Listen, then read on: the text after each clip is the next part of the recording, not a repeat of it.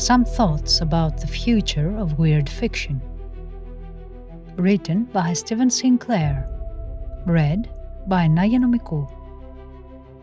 Of all the writers of fiction of the last 150 years, only 4 will be read or listened to into deep future time.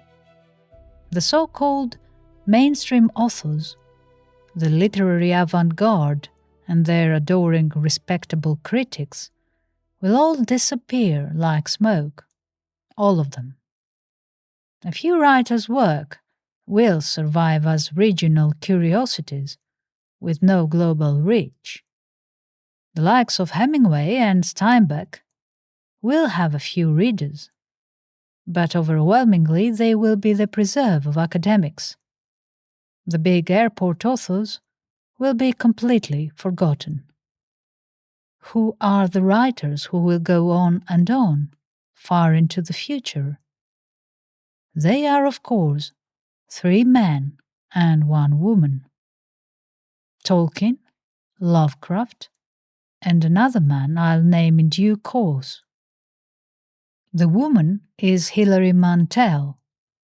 She will survive because her genius renders all other so-called historical fiction obsolete and unnecessary, and because her novel, Beyond Black, is the best novel by a woman of its kind. Find out for yourself. It incidentally only brushes the edge of being a weird fiction novel, and is all the more effective for that reason.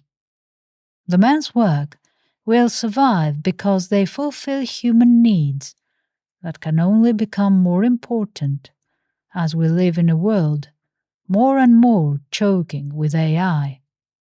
They satisfy our need to be fascinated, shown all the secret things. Let's be honest. Mainstream fiction, so-called, is what the English call bloody dull. What can I say about the characters' relationships that is more nuanced and complex than your real life?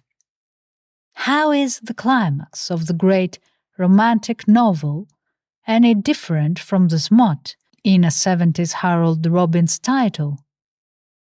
Weird fiction will also get stronger because of the narration channels. Increasingly, so it seems to me, these are taking the place radio once had for our grandparents or great-grandparents. And it's a legitimate method of consumption, as are e-books, although I will always prefer paper. It's appropriate here to name the 3rd man, the greatest writer of the weird tale, which he called his strange stories, in the last 200 years.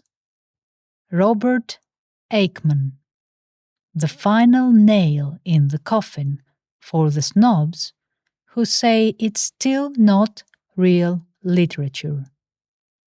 He is still not in the public domain, which I think is a damn shame. But you can find some of his stuff on YouTube. Seek him out. I predict something, or several things. In the course of this century, about the time TVs become a joke as they merge with laptops and tablets, etc., people will discover him big time.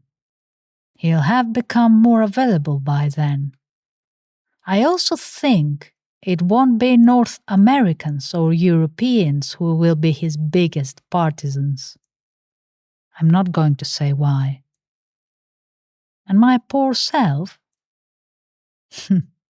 This is when I'm supposed to be self-deprecating. Instead, I'll be honest. Although I would probably come last if we were all sent on a creative writing course, an honor, I think a few of my poems and 3 or 4 stories will go on for some time. Probably a certain Oscar will wander about for a while.